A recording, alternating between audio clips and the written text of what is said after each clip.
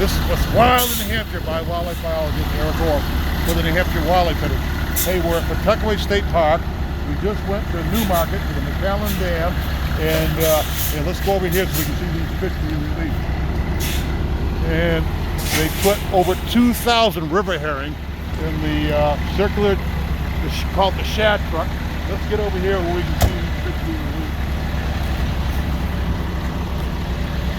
Alright, getting ready to put them in. This right here would be a good shot.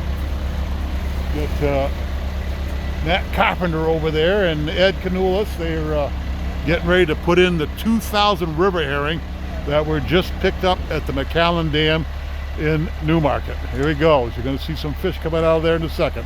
Here he goes. Get ready. There you go. 2,000 herring going out there right now. 2,000 river herring. This project has been going on for over 50 years. New Hampshire Fish and Game has been working on releasing, moving river herring and shad to bolster the population, to bring the populations back, to restore populations. Oh, this has been going on for a half century here in New Hampshire. The fish ladders on the coast were built in the early 70s, 1971 for the McAllen Dam.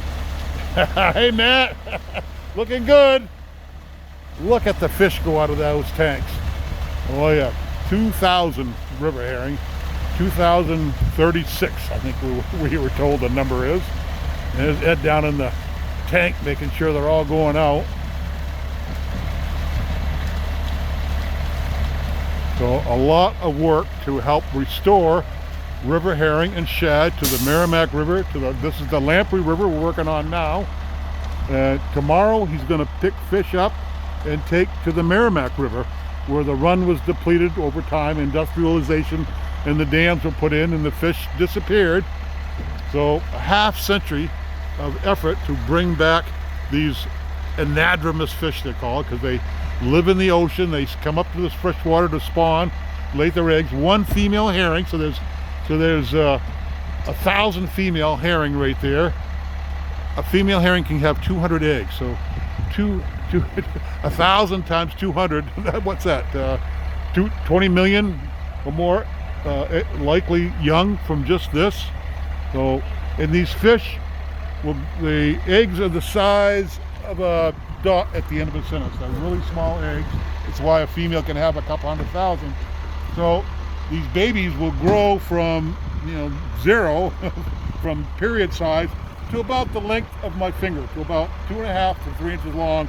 When they migrate out, they have to migrate out to sea come end of summer, usually August or September or October at the latest, and they will migrate out to sea and live 3 or 4 or 5 years before they come back in to spawn themselves. So it's a whole life cycle. And what are they doing when they're in the lakes? They're feeding everybody else. So you get bigger bass, you get bigger perch, you get bigger fish because the alewives are feeding them. And also what are they doing? They're taking excess nutrients out of the water and converting it into flesh, into protein to feed the other animals. And when they go out to sea, they feed everybody there. They feed the whales, they feed the stripers, they feed all the cod and all the fish that we catch in the ocean. They're eating sushi, they're eating herring. So this is a program that not only helps our rivers and lakes, it is a vast help for the ocean as well. So we're helping the animals that live in the ocean, the whales and all the fish that live there. So awesome job. We'll talk to Matt in a second.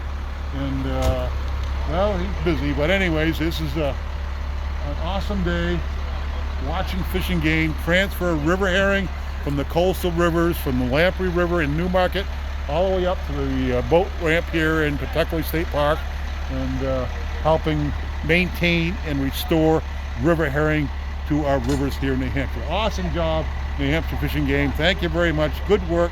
This is wildlife biologist Eric Orr with Wild in New Hampshire.